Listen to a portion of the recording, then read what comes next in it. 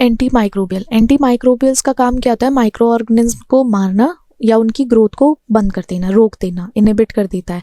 जैसे कभी भी कोई इन्फेक्शन होता है ह्यूमंस में या फिर आप देखो किसी एनिमल में, तो क्या करते हैं वहाँ पे माइक्रो ऑर्गेनिज्म होते हैं जो ये सब करते हैं, उनको इनहिबिट और उसको प्रिवेंट करने का काम हमारे एंटी माइक्रोबियल्स का होता है। उनका स्पेसिफिक मैकेनिज्म होता है जो टारगेट करते हैं माइक्रो ऑर्गेनिज्म के पार्ट्स को, मतलब उसके बॉडी पार्ट्स बोल दो अपने बैक्टीरिया के।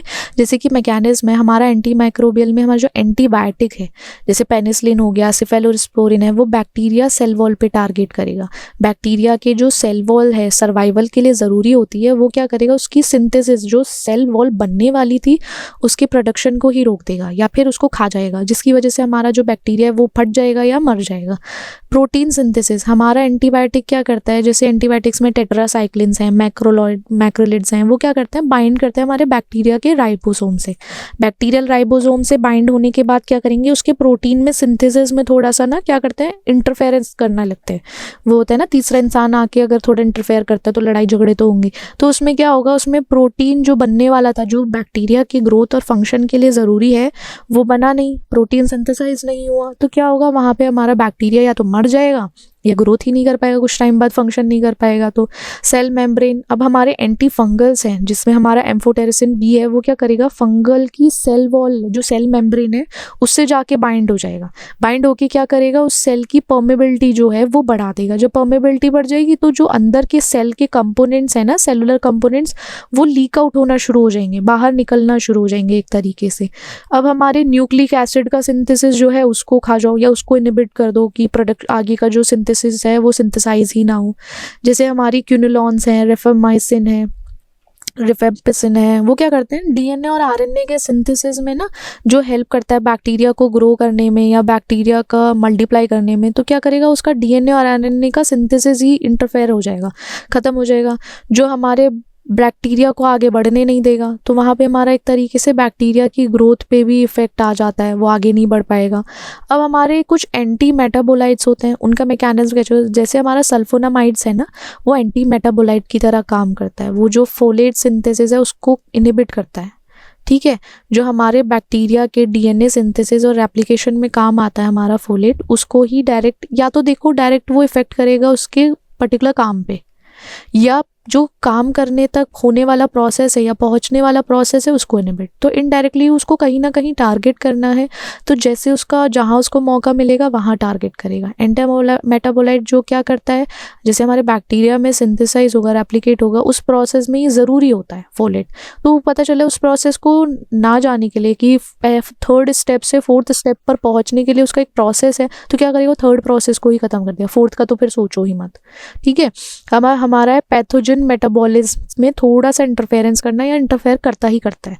जैसे कि कुछ एंटी माइक्रोबियल्स हैं, वो क्या करेंगे, बायोकेमिकल पाथवे जो है, जो हमारे मेटाबॉलिज्म माइक्रो ऑर्गेनिज्म के एनर्जी प्रोडक्शन और रेप्लिकेशन के लिए ज़रूरी है, जो पाथवे ज़रूरी है, उसको क्या करेगा, वहीं चेंजेस करना शुरू कर देगा। उसमें कुछ ऐसा इंटरफेरेंस करेगा उसके मेटाबॉलिक पाथवे में कि वो बैक्टीरिया या माइक्रो ऑर्गेनिज्म जो है वो ग्रो ही ना कर पाए। अब एंटी माइक्रोबियल्स के हमने क्लासिफिकेशन पढ़ने हैं। देखो क्लासिफिकेशन में क्या क्या आ गया, सबको पता है, एंटीबायोटिक्स लेते हैं, एंटीवायरल्स लेते हैं, fungals, anti fungals, anti parasitic, तो यही सब हमारे क्लासिफिकेशन है। अब एंटीबायोटिक्स क्या करेगा, टारगेट करेगा हमारे बैक्टीरिया को, एंटीवायरल वायरस को करेगा, एंटी फंगल फंगल इन्फेक्शन को, एंटी पैरासिटिक हमारे पैरासिटिक इन्फेक्शन को कॉज करेगा। सब होने वाले ये माइक्रो ऑर्गेनिज्म से हैं, कुछ ऐसे ऑर्गेनिज्म जो पर्टिकुलरली टारगेट करेंगे या कुछ हार्म करेंगे ह्यूमन बॉडी में या एनिमल बॉडी में।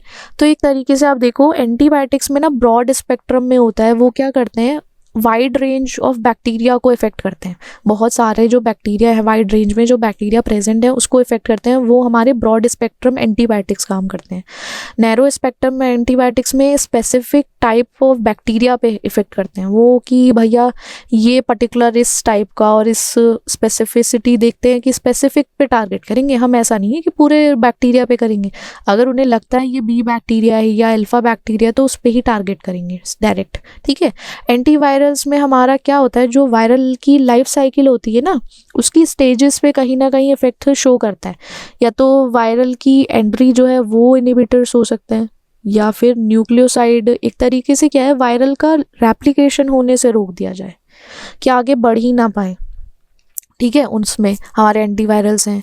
अब जैसे क्या करेंगे, हमारे फंगल हैं, वो उनका सबका अपना अपना एक मैकेनिज्म है पर्टिकुलर, उसको अगर डीपली पढ़ा जाए तो अलग है, बट आप ये याद रखो कि हाँ, एंटी फंगल्स में हमारे पॉलिन्स हैं, एजोल्स हैं, या इस क्लासेस में जो ये सब है, इनका अपना अपना खुद का एक अपना मैकेनिज्म है, अपना ही मारने का तरीका है या अपना ही इनहिबिट करने का तरीका है। आप ये नहीं कह सकते ये लोग ऐसे कर रहे हैं वैसे कर रहे हैं, सबका अपना अपना है।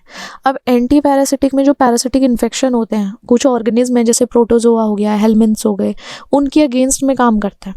ये इन्फेक्शन कॉज करेंगे तो कहीं ना कहीं कुछ तो डालना पड़ेगा ना बॉडी को बचाने के लिए, तो वहाँ हमारे एंटी पैरासिटिक्स काम करते हैं। अब इनका जैसे कि मेट्रोनिडाजोल हो गया, वो काम हमारे कोई भी जियार्डिया इन्फेक्शन हो गया, या हमारे वॉर्म इन्फेक्शन के टाइम पे हम मेबेंडाजोल ले लेते हैं। एक आपने बहुत कॉमन ये सुना होगा, एल्बेंडाजोल, मेबेंडाजोल, ये जब भी बोलते हैं ना कि आपके पेट में कीड़े हो गए हैं तो उसके लिए ले लो, हाँ, तो ये काम करता है। अब हर चीज़ का देखा जाए हाईलाइट है कि उसका खुद का एक मैकेनिज्म एक्शन है। ये ब्रीफ नहीं है, ये एक थोड़ा सा शॉर्ट इंट्रो है, शॉर्ट ब्रीफ सोच लो कि कैसे काम करता है, किस लिए कौन सी चीज़ यूज़ होती है। अब आओ देखो, हमारा जो पोटेशियम परमैंगनेट है ना, वो बनता कैसे है। पोटेशियम परमैंगनेट एक तरीके से देखा जाए ना, ये हमारा एंटी माइक्रोबियल कह सकते हो आप इसे, या एंटीसेप्टिक, कुछ स्किन की इन्फेक्शंस में काम आता है, स्किन की ट्रीटमेंट में काम आएगा। और अगर इसको डाइल्यूट फॉर्म में लो तो ये हम ना डिसइंफेक्टिंग एजेंट की तरह भी यूज़ कर सकते हैं वाटर में। अब है हमारा इसका प्रिपरेशन क्या होता है। पोटेशियम परमैंगनेट जो कैसे बनता है, मैग्नीशियम ऑक्साइड है, मैग्नीज डाइऑक्साइड है MnO2, वो पोटेशियम हाइड्रोक्साइड से रिएक्ट करेगा, KOH, मैग्नीज डाइऑक्साइड रिएक्ट करेगा पोटेशियम हाइड्रोक्साइड से, और क्या करेगा, एक स्ट्रॉन्ग ऑक्सीडाइजिंग एजेंट होगा, ठीक है। जैसे कि हमारा पोटेशियम नाइट्रेट है या ऑक्सीजन है, उसके प्रेजेंस में रिएक्ट करेगा, क्या फॉर्म करेगा, ये हमारा पोटेशियम परमैंगनेट, KMnO4, ठीक है। आप इनसे मत घबराना 2K2MnO4, ये नहीं, ये हमारा ना इक्वेशन को बैलेंस करने के लिए होता है, हमारा जो केमिकल रिएक्शंस हैं वो बैलेंस हो पाए उसके लिए हम यूज़ करते हैं, ठीक है। जो हमारा मिक्सचर है उसको हीट करेंगे, हीट करने के बाद क्या बनेगा, हमारा पोटेशियम मैग्नेट, पोटेशियम मैग्नेट बनेगा, फिर उसको ऑक्सीडाइज होने देंगे, ऑक्सीडाइज होने के बाद पोटेशियम परमैंगनेट बनेगा, ठीक है। हल्का सा प्रोसेस है, मैग्नीज डाइऑक्साइड लिया, हमारा पोटेशियम हाइड्रोक्साइड लिया, और एक स्ट्रॉन्ग ऑक्सीडाइजिंग एजेंट ले लो, जैसे यहाँ पे ऑक्सीडाइजिंग एजेंट में ऑक्सीजन हो गया हमारा, वो क्या करेगा, क्या फॉर्म करेगा, हमारा potassium magnet. Potassium magnet form करने के बाद क्या करेंगे, हम उसको हीट करेंगे, हीट करने के बाद क्या फॉर्म होगा, ऑक्सीडाइज फॉर्म में पोटेशियम परमैंगनेट। K2MnO4 था, ये हमारा पोटेशियम मैग्नेट है, मैग्नेट, इसको हमें हीट करना है, हीट करने के बाद क्या आएगा, हमारा पोटेशियम परमैंगनेट। ये हमारे डार्क पर्पल कलर का होता है, ऑलमोस्ट ब्लैक होता है क्रिस्टलाइन सॉलिड में, अगर देखा जाए सॉल्युबल है हमारे वाटर में, पर्पल सॉल्यूशन बनाएगा। ऑक्सीडाइजिंग एजेंट के लिए स्ट्रॉन्ग ऑक्सीडाइजिंग एजेंट है। स्टेबल ड्राई कंडीशन में, अगर ड्राई फॉर्म में देखो तो ये स्टेबल होता है, लेकिन अगर ये किसी भी ऑर्गेनिक मैटर या रिड्यूसिंग एजेंट के प्रेजेंस में आ जाए तो इजीली डिकम्पोज हो जाता है। एंटी माइक्रोबियल है हमारा, एंटीसेप्टिक है, डिसइंफेक्टिंग वाटर में यूज़ कर सकते हैं, फंगल ट्रीटमेंट में यूज़ कर सकते हो आप इसको, या कुछ ऐसी पैरासिटिक स्किन कंडीशन हो गई है वहाँ पे यूज़ कर सकते हो। स्टोरेज सबको पता है कैसे रखना है इसको। बोरिक एसिड है, बोरिक एसिड कैसे प्रिपेयर किया जाता है, हमारा ना जो बोरेक्स है, सोडियम टेट्राबोरेट डेकाहाइड्रेट, वो एक मिनरल एसिड से रिएक्ट करेगा, वो है जैसे हमारा हाइड्रोक्लोरिक एसिड, ये है हमारा बोरेक्स, बोरेक्स रिएक्ट करा हाइड्रोक्लोरिक एसिड से, तो ये क्या फॉर्म करता है, बोरिक एसिड फॉर्म करता है, H3BO3, ये रिएक्ट करके फॉर्म करेगा। ये एक्स्ट्रा जो है ये बाई प्रोडक्ट है सॉल्ट और वाटर का फॉर्मेशन, ये हमारा सॉल्ट है इसकी प्रेजेंस में। वाइट ऑर्डरलेस क्रिस्टलाइन सॉलिड है, सॉल्युबल है वाटर में, कोल्ड वाटर में, और ज़्यादा से ज़्यादा सॉल्युबल है हॉट वाटर में। वीकली एसिडिक है, और इसकी एंटीसेप्टिक और एंटी फंगल प्रॉपर्टीज़ हैं इसके पास, फॉर्मूला वही H3BO4। एंटीसेप्टिक है हमारा, माइनर कट्स और बर्न के टाइम पे एंटीसेप्टिक की तरह यूज़ कर सकते हो। ऑप्थेल्मिक प्रिपरेशन में यूज़ होता है, जब भी कोई इन्फेक्शन हो जाए ना, आई इन्फेक्शन, तब यूज़ करोगे। बफरिंग एजेंट है हमारा, कौन सा बफरिंग एजेंट है, ईस्ट इन्फेक्शन हो गया तो उसके ट्रीटमेंट में काम आ सकता है। और स्टोरेज कंडीशन सबको पता ही है, हाइड्रोजन पर ऑक्साइड जो हमारा इंडस्ट्री में देखा जाए तो कैसे प्रिपेयर होता है, वो एंथ्राक्विनोन प्रोसेस के थ्रू प्रिपेयर किया जाता है। जो हमारा एंथ्राक्विनोन है उसको हाइड्रोजनेट किया जाता है। हाइड्रोजनेट करने के बाद क्या फॉर्म होता है हमारा एंथ्राहाइड्रोक्विनोन, ठीक है।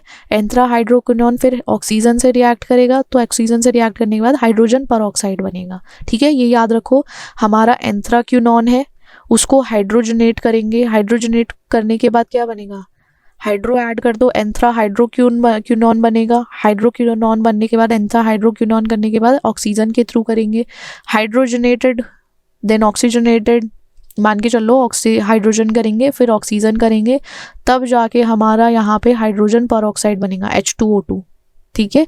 बहुत सारी चीज़ों में यूज़ किया जाता है, जैसे कि कभी भी इन्फेक्शन हो जाए, वुंड क्लीन करने के टाइम पे भी यूज़ किया जाता है। एंटीसेप्टिक होता है हमारा हाइड्रोजन पर ऑक्साइड। कलरलेस लिक्विड है, थोड़ा सा इसका शार्प ऑर्डर भी है, इसके पास इसके साथ ऑर्डर भी आता है, ऑर्डरलेस नहीं है। मिसिबल है एक तरीके से हमारे वाटर में, ऑल प्रोपोर्शन, कोई भी प्रोपोर्शन हो।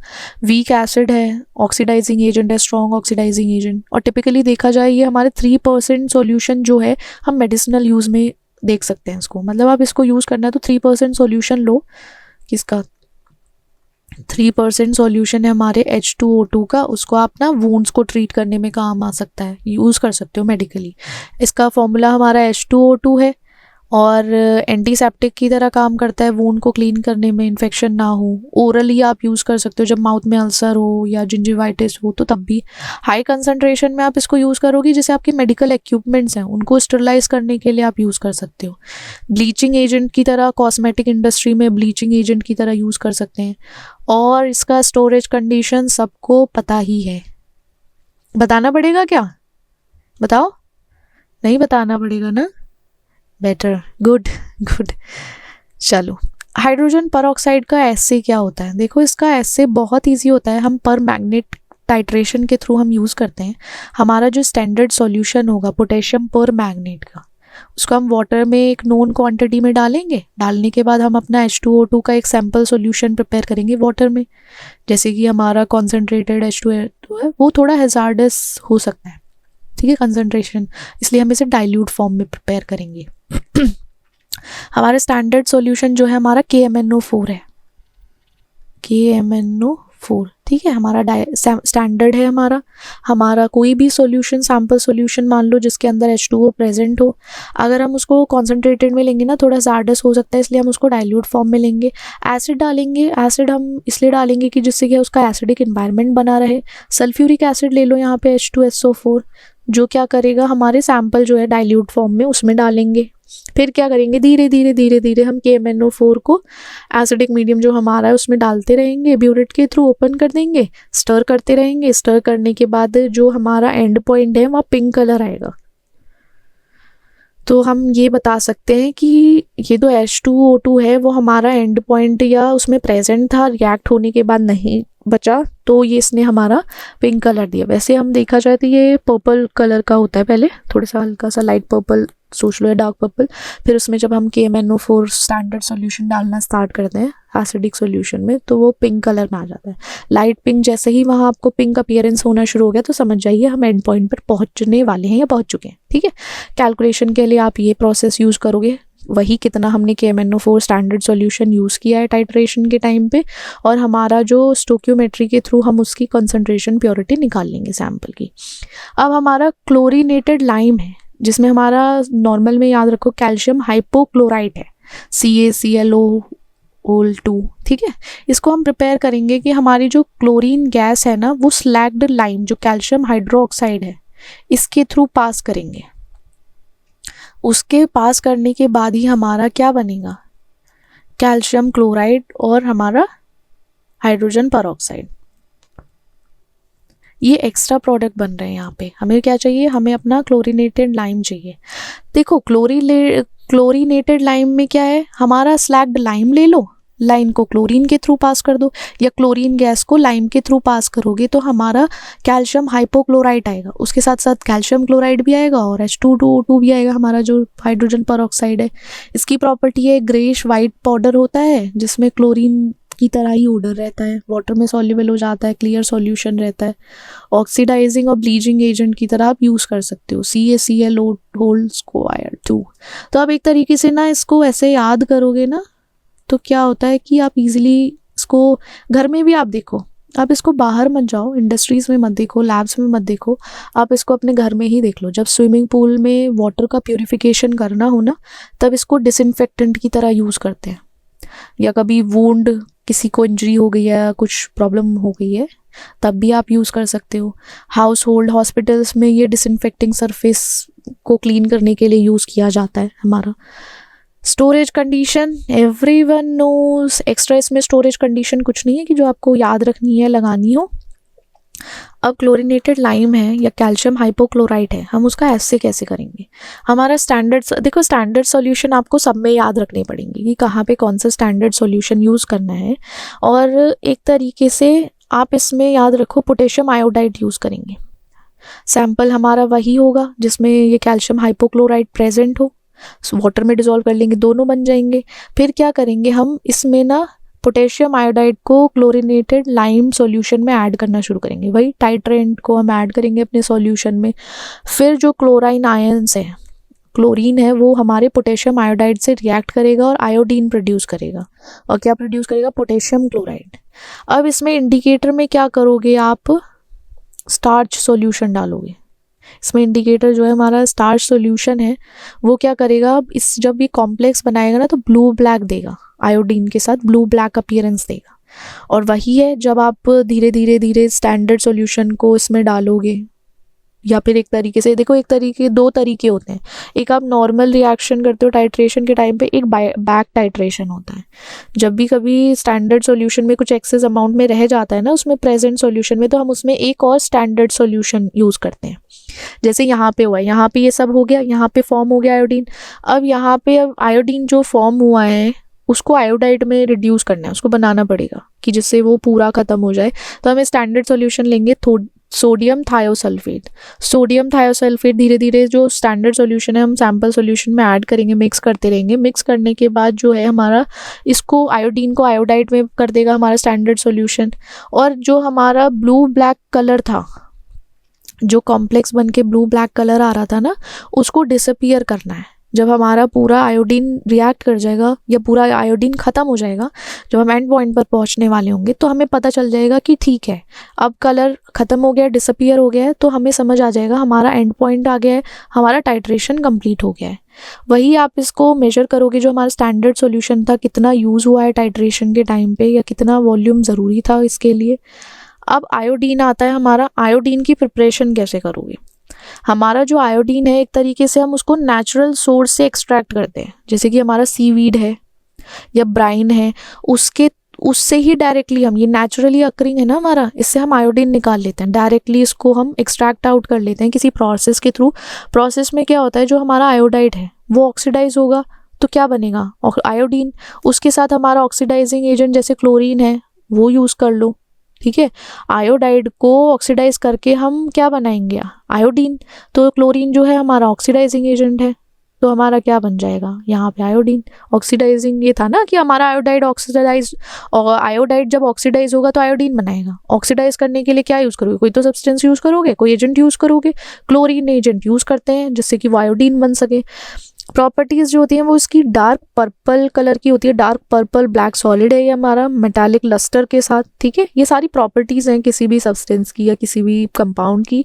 सॉल्युबल है हमारे वाटर में स्लाइटली, लेकिन अगर अल्कोहल ऑर्गेनिक सॉल्वेंट्स देखो तो वहाँ ज़्यादा सॉल्युबल है। सब्लिमाइड से फॉर्म करेगा क्या? ए वॉयलेट गैस फॉर्म करेगा। एंटी माइक्रोबियल एंटीसेप्टिक है हमारा आयोडीन, बहुत जगह आप देखोगे इसको यूज़ किया जाता है। एज अ एंटीसेप्टिक भी यूज़ किया जाता है जब कभी स्किन डिसइंफेक्शन हो, सर्जरी से पहले के टाइम पे आप देखते होंगे डॉक्टर्स इसको यूज़ करते हैं, या आपने कभी सुना हो, देखा हो। नहीं देखा तो समझ लो कि टॉपिकल एंटीसेप्टिक की तरह भी काम आता है ये। टिंचर फॉर्म में जो आयोडीन है वो हमारा अल्कोहल में डिजोल्व रहता है। वुंड क्लीनिंग टिंचर तो सबने सुना होगा, आई गेस सुना है सबने। हाँ, तो जैसे कुछ वुंड क्लीनिंग में ना ये टिंचर यूज़ होता है डायरेक्ट, बस हमारा आयोडीन जो है वो अल्कोहल में डिजोल्व रहता है, क्योंकि उसमें अच्छे खासी उसमें सॉल्युबल हो जाता है ना, तो उसमें रखते हैं डिज़ोल्व करके। अब वाटर प्यूरिफिकेशन में डिसइंफेक्टेंट की तरह यूज़ करते हैं, या फिर थायराइड डिसऑर्डर्स में उसके ट्रीटमेंट की तरह। ये रेडियो एक्टिव आयोडीन थेरेपी का पार्ट भी है वहाँ पे देखा जाए तो। स्टोरेज कंडीशन वही एक्स्ट्रा, बस इसमें ये है कि ऑर्गेनिक मटेरियल से इसको हमें दूर रखना है, रिड्यूसिंग एजेंट से दूर रखना है, एक तरीके से इसको टाइटली पैक करके रखो कि वो सब्लिमेशन ना हो जाए, उसका लॉस ना हो। और वही keep in cool, dry in dark place, decomposition होने से बचाने के लिए। Okay, that's it.